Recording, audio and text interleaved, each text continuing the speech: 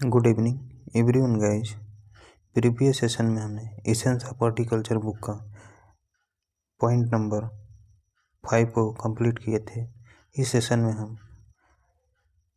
Next topic जो कि mineral nutrition से संबंधित है और 6 नंबर का टॉपिक है, इसके बारे में हम डिस्कस करेंगे। तो आइए स्टार्ट करते हैं इस सेशन को।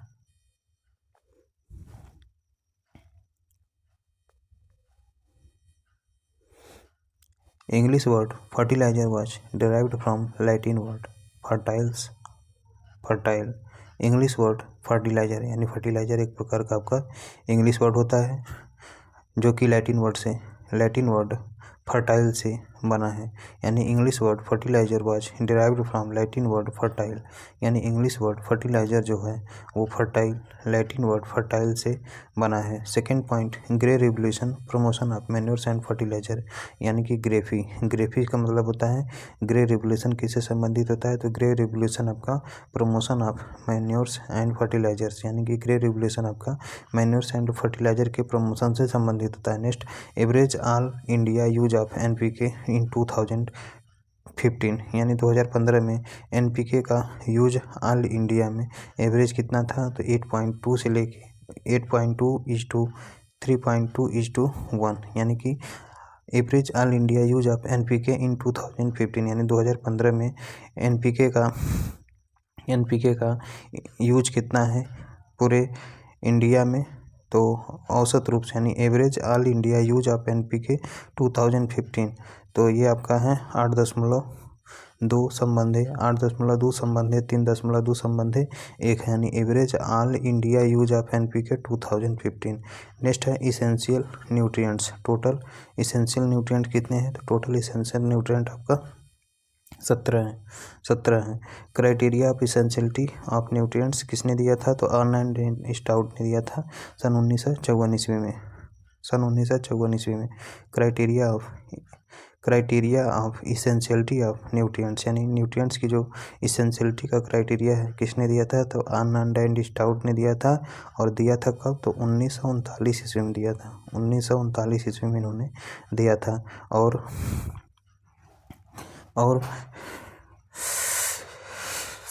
रिफाइंड कब किया गया था, तो रिफाइंड इसको किया गया था 1954 ईस्वी में। यानी कि criteria of essentiality of nutrients को रिफाइंड किया गया था 1954 ईस्वी में। नेक्स्ट है निकोलस ने 1961 ईस्वी में प्रोपोज्ड द टर्म फंक्शनल और मेटाबॉलिज्म न्यूट्रिएंट्स। यानी निकोलस नामक साइंटिस्ट ने 1961 ईस्वी में टर्म फंक्शनल या फिर मेटाबॉलिज्म न्यूट्रिएंट्स को दिया था। नेक्स्ट क्वेश्चन इज क्या है, तो अगला क्वेश्चन है the concept of leaf sampling for nutrient sampling is given by Luthard and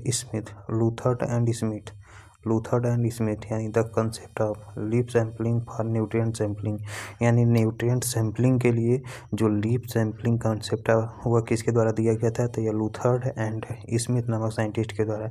यानी लूथर्ड एंड स्मिथ नामक साइंटिस्ट के द्वारा जो leaf sampling for nutrient sampling, यानी न्यूट्रिएंट सैंपलिंग के लिए जो लीफ सैंपलिंग का कंसेप्ट था वो लूथर्ड एंड स्मिथ नामक साइंटिस्ट ने दिया था। Next, estimated extent of salt affected soil in India 17.42 million hectares. यानी estimated extent of salt affected soils in India, हमारे भारत में साल्ट से अफेक्टेड सॉइल्स का एक विस्तार कितना है, तो एस्टिमेटेड तौर पे 17.42 मिलियन हेक्टेयर है। Next, net arable land in India, हमारे भारत में टोटल एरेबल लैंड कितना है, या फिर हमारे इंडिया में टोटल एरेबल लैंड कितना है, तो हमारे इंडिया में टोटल या फिर नेट एरेबल लैंड आपका 120 मिलियन हेक्टेयर है। Next, loamy soils is maximum microbial activity, यानी लोमी सॉइल में ही सबसे ज़्यादा माइक्रोबियल एक्टिविटी देखने को मिलता है, यानी कि लोमी सॉइल्स में ही सर्वाधिक माइक्रोबियल एक्टिविटी देखने को मिलता है। नेक्स्ट, न्यूट्रिएंट मोबिलिटी कंसेप्ट किसने दिया था, तो एच ब्रे नामक साइंटिस्ट ने दिया था। यानी न्यूट्रिएंट मोबिलिटी कंसेप्ट किसने दिया था, तो न्यूट्रिएंट मोबिलिटी कंसेप्ट ब्रे नामक साइंटिस्ट ने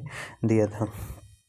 नेक्स्ट हेडिंग क्या है, तो अगला हेडिंग है next question, first agricultural chemist of ICAR।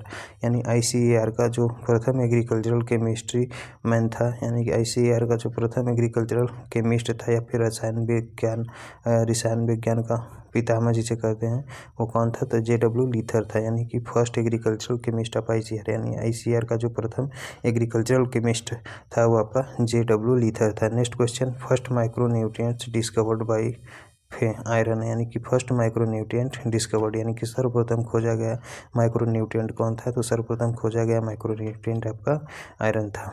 Next question, electron element found in meristematic tissue, यानी मेरिस्मेटिक टिश्यू में कौन सा एलिमेंट पाया जाता है, तो पोटेशियम आयन पाया जाता है, यानी कि मेरिस्मेटिक टिश्यू में कौन सा एलिमेंट पाया जाता है, तो मेरिस्मेटिक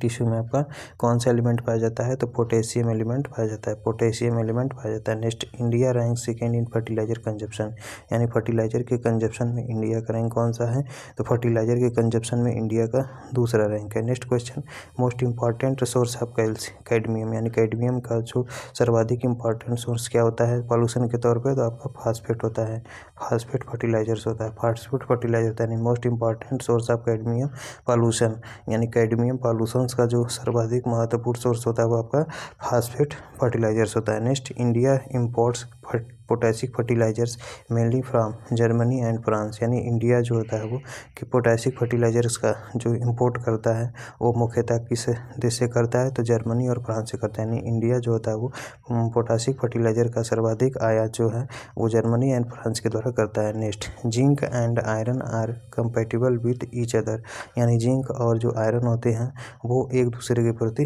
कंपेटिबल होते हैं, ठीक, कंपेटिबल होते हैं। Next question, fertilizer that is not produce in India, मतलब वो कौन सा फर्टिलाइजर है जिसे इंडिया में नहीं प्रोड्यूस किया जाता है, तो आपका म्यूरेट ऑफ पोटाश है, यानी कि fertilizers that is not produced in India, मतलब वो कौन सा फर्टिलाइजर है जिसका प्रोडक्शन हमारे इंडिया में नहीं होता है, तो आपका म्यूरेट ऑफ पोटाश होता है, जिसमें म्यूरेट ऑफ पोटाश को हम पोटेशियम क्लोराइड के नाम से जानते हैं।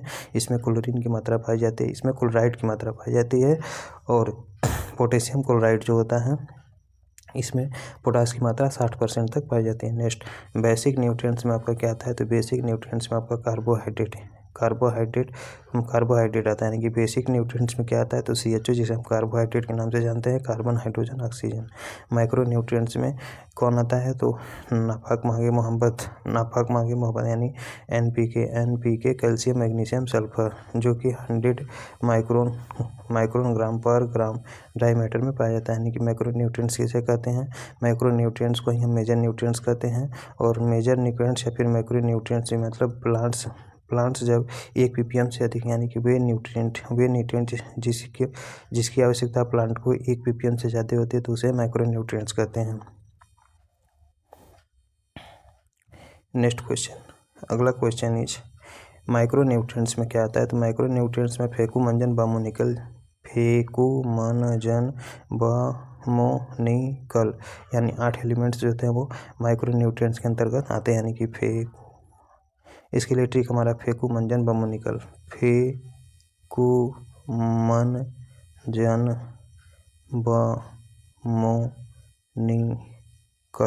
जोड़ लो, 1 2 3 4 5 6 7 8, यानी कि 8 ऐसे एलिमेंट्स है जिसे हम माइक्रो न्यूट्रिएंट के नाम से जानते हैं।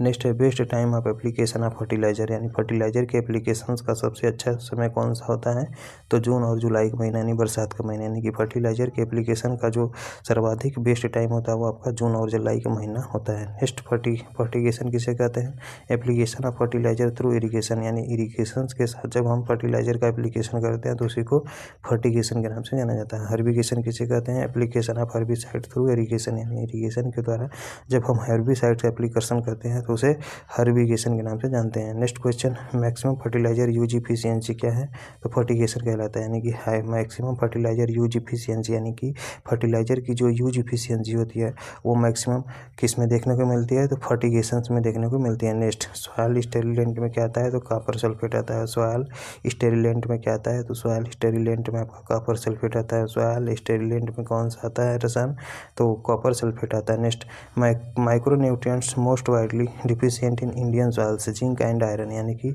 इंडियन सॉइल्स में सर्वाधिक कमी किस माइक्रोन्यूट्रिएंट की पाई जाती है, तो आपका जिंक होता है और आयरन होता है। वही बात करते हैं माइक्रोन्यूट्रिएंट्स में, तो नाइट्रोजन की कमी इंडियन सॉइल्स में सबसे ज़्यादा पाई जाती है। Next question, denitrification occurs in water Lord soils, यानी डीनाइट्रिफिकेशन जो होती है वो किस प्रकार के सॉइल्स में पाई जाती है, तो जो जलमग्न मृदा होती है या फिर वाटर लॉर्ड सॉइल जो होती है उसी में डीनाइट्रिफिकेशन प्रोसेस ज़्यादा पाई जाती है। और डीनाइट्रिफिकेशन प्रोसेस जो होता है वो अमोनिया का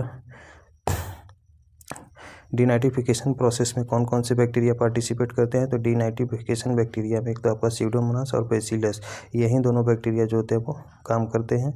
और डीनाइट्रिफिकेशन प्रोसेस जो होता है वो कैसे होता है, तो डीनाइट्रिफिकेशन प्रोसेस जो होता है वो कैसे होता है, तो डीनाइट्रिफिकेशन जो होता है वो इसमें आपका नाइट्रिक ऑक्साइड जब नाइट्रोजन में या फिर नाइट्रस ऑक्साइड में या फिर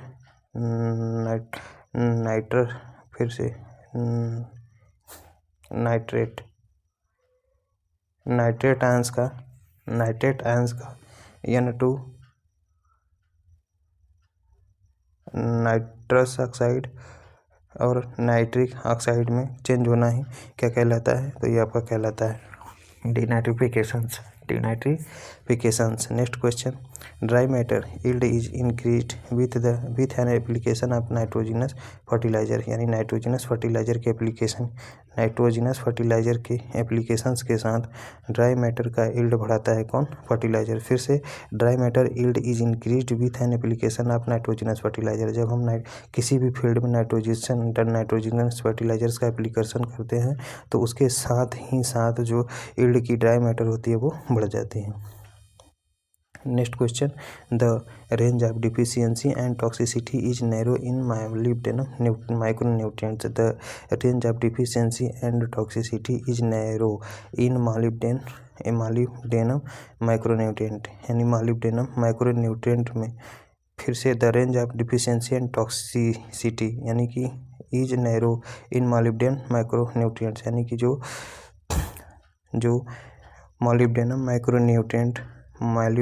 माइक्रोन्यूट्रिएंट्स में जो डिफिशियंसी या फिर टॉक्सिसिटी का जो रेंज होता है वो नैरो होता है, यानी मॉलिब्डेनम माइक्रोन्यूट्रिएंट्स में जो डिफिशियंसी एंड टॉक्सिसिटी का रेंज होता है वो नैरो या फिर सकरा होता है। Next question, basic structure of plants, यानी प्लांट्स का जो बेसिक स्ट्रक्चर होता है वो किससे मिलकर बना होता है, तो कार्बोहाइड्रेट से मिलकर बना होता है, जिसमें आपका कार्बन, हाइड्रोजन और ऑक्सीजन तीनों पाया जाता है। Next, plants absorb nitrogen in nitrate form, यानी सर्वाधिक प्लांट्स जो होते हैं नाइट्रोजन को अपटेक करते हैं नाइट्रेट फॉर्म्स में, नाइट्रेट आयंस में, यानी NO- सिंगल चार्ज 3।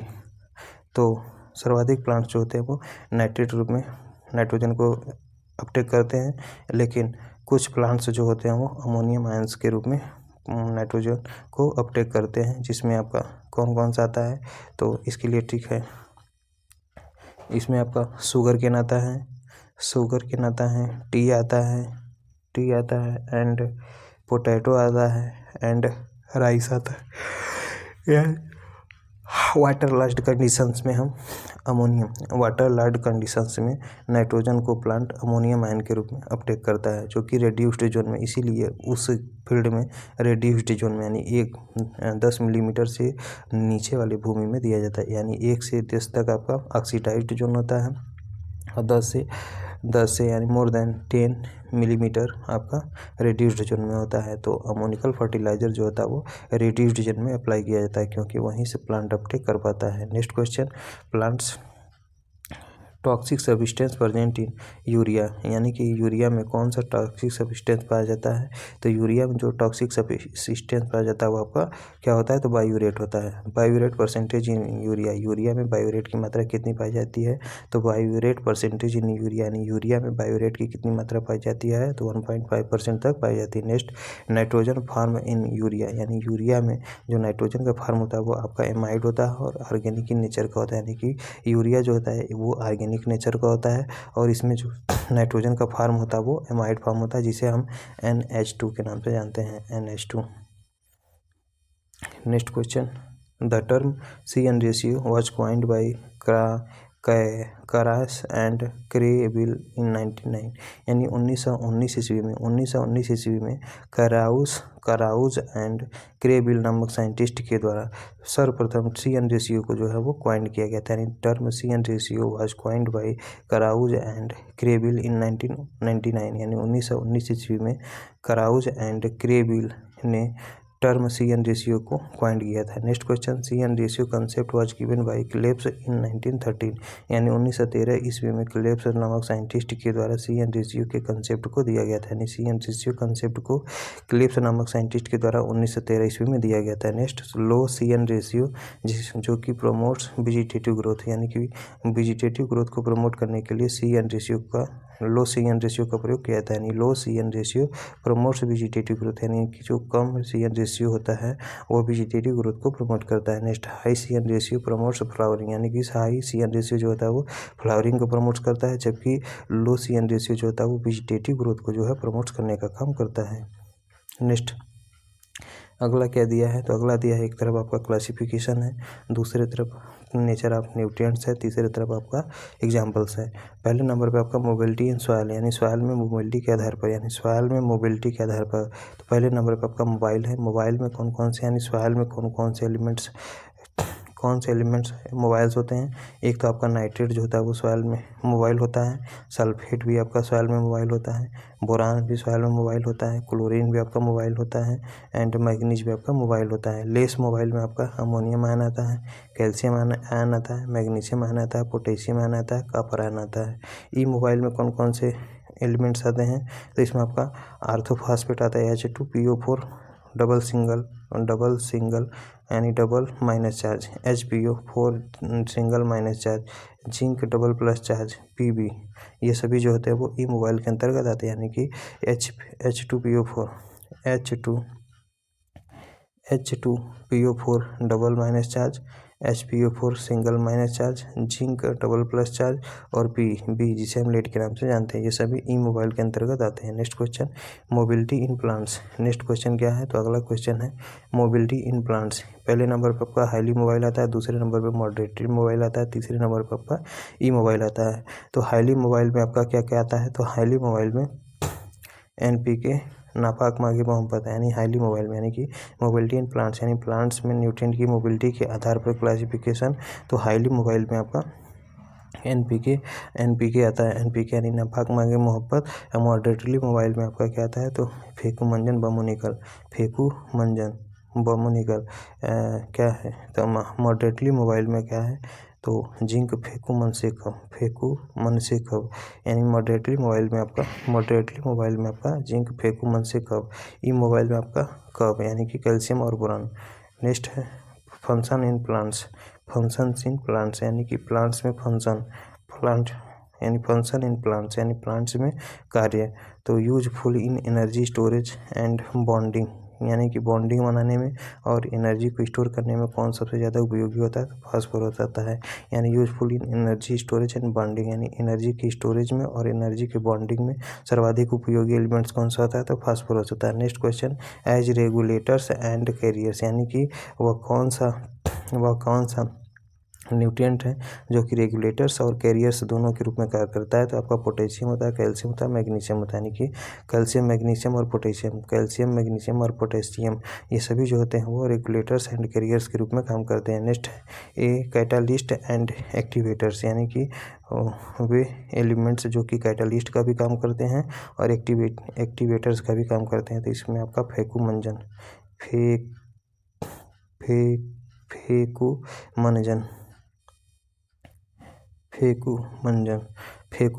यानी कैटालिस्ट और एक्टिवेटर्स के रूप में कौन से एलिमेंट काम करते हैं, तो इसके लिए ट्रिक हमारा फेकुमंजन यानी कि आयरन हो जाएगा, कॉपर हो जाएगा, मैग्नीज हो जाएगा और जिंक, ये सभी जो होते हैं कैटालिस्ट एंड एक्टिवेटर्स के रूप में कार्य करते हैं।